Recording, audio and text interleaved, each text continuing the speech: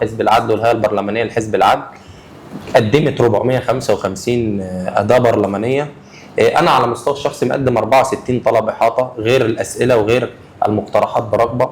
كنا في اللجان النهارده، اي حد ممكن، انت حضرتك موجود في الاعلام، انت عارف احنا عملنا ايه في مشاكل وزاره البترول، وقد ايه احنا بنتكلم في المشكله دي، ومشكله الكهرباء والعدادات الكوديه كنا من اول الناس، مشكله التامينات وسيستم المعاشات كان حزب العدل من اول الناس اللي مارس الدور ده.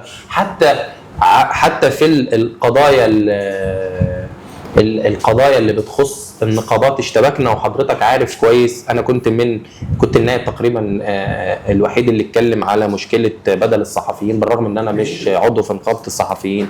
فانا بكلمك فكره ان هو لما تبص على 455 اداه المستخدمه من الهيئه البرلمانيه لحزب العدل هتلاقيها بتغطي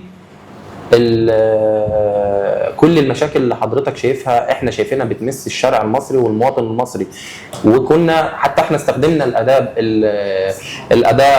الاصعب في البرلمان قصاد وزير البترول في استجواب، هو لم يناقش، ده يسال عليها هيئه مكتب المجلس، ما نسالش احنا. يعني لان فكره ان الاستجواب ده ما تمش مناقشته، وان كان الرد ان في ادوات رقابيه اللي هو طلبات احاطه تنظر في اللجان بخصوص في نفس الشان، ده كان رد هيئه مكتب المجلس، مش ما نسالش عليه احنا كنواب حزب العدل. وجهه نظرك الاخفاق الحكومي سبب سوء اداره ولا فساد؟ الاثنين. بمعنى كل سوء اداره ينتج عنه فساد.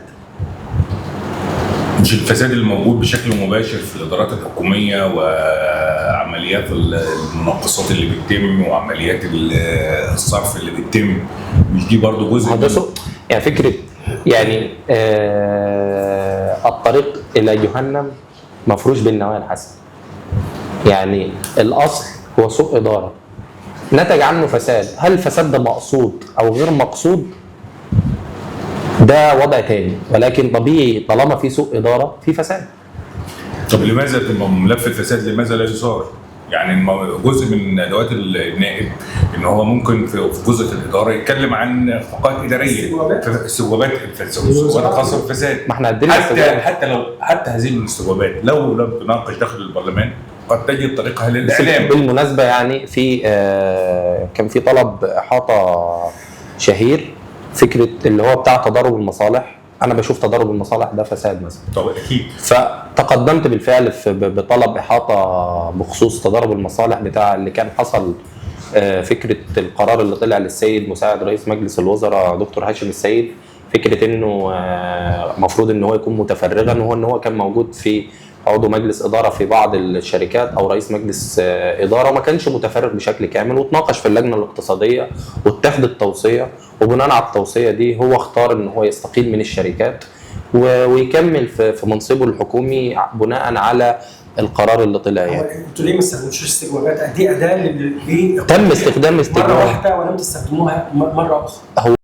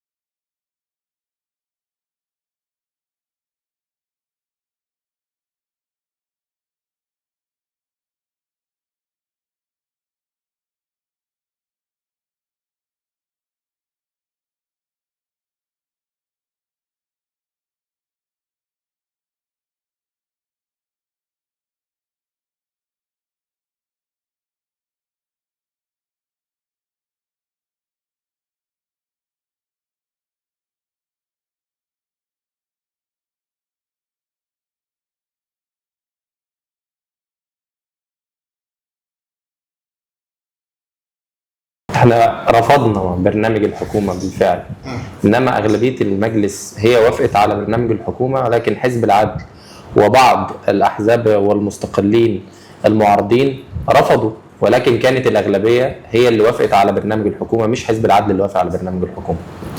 ولكن فكره احنا ليه شايفين ان الحكومه خلاص كفايه عليها كده لاسباب كتير، ولكن احنا دايما وحده القياس عندنا هي فكره رضا المواطن.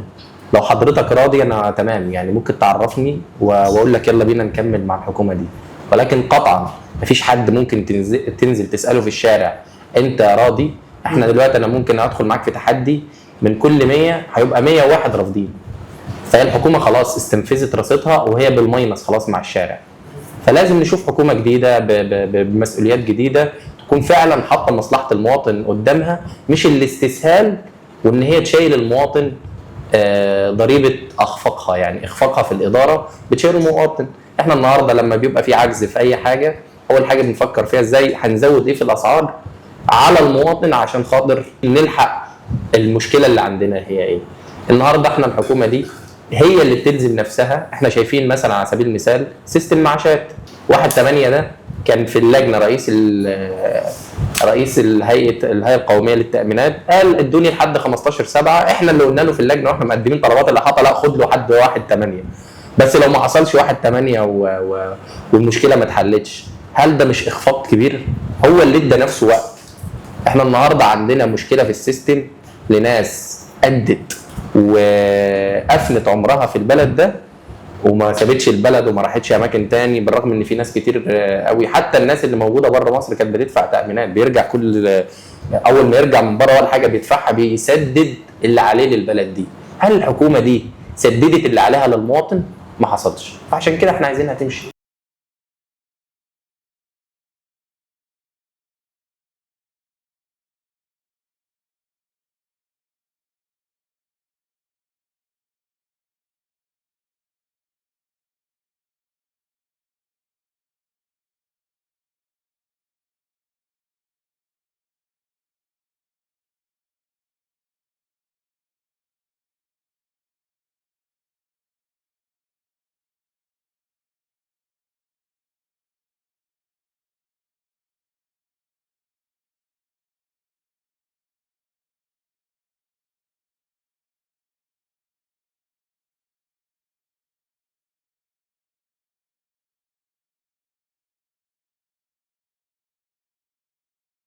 الحد الادنى للاجور 8000 جنيه، هل اصلا متطبق والناس بتاخد 8000 جنيه؟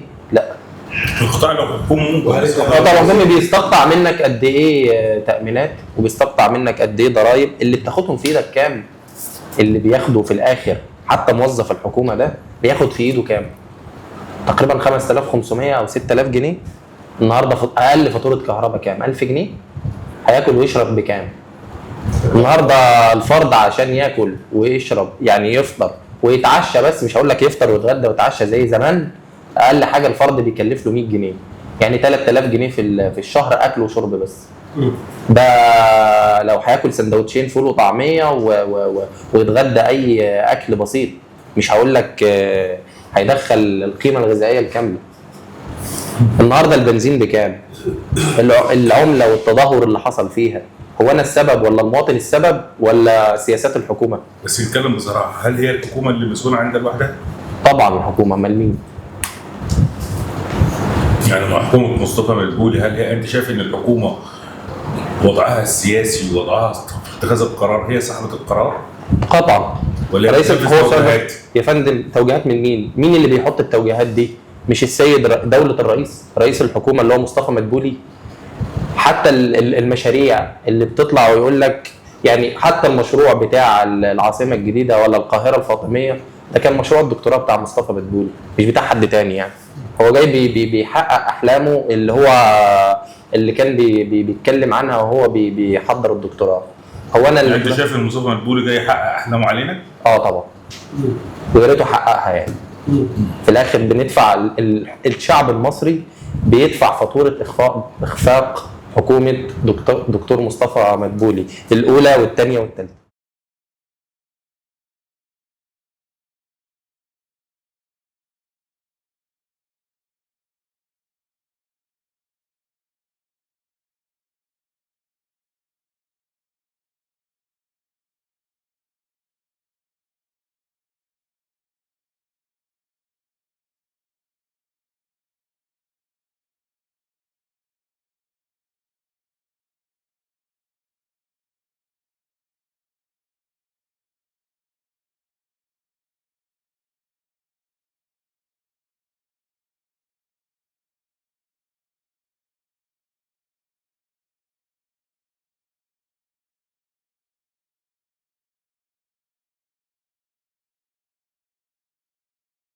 عندك وزير البترول.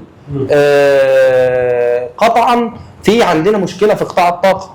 النهارده وزير البترول بيقول لك هنحقق ارقام وسددنا وعملنا وبتاع، واحنا السهم بتاع النمو بتاع الغاز بينزل. احنا من شهر كنا بنعمل ادوات برلمانيه ضده، وكانت بتناقش تقريبا، قعدنا من الساعه 2 الظهر للساعه 9 بالليل بنناقش طلبات احاطه. هو شايف ان احنا جايين عليه وظالمينه وقد ايه احنا مش منصفين ليه ولانجازاته. كانت وقتها الغاز 4.5 مليار متر مكعب يوميا، النهارده مصر بتنتج 3.6.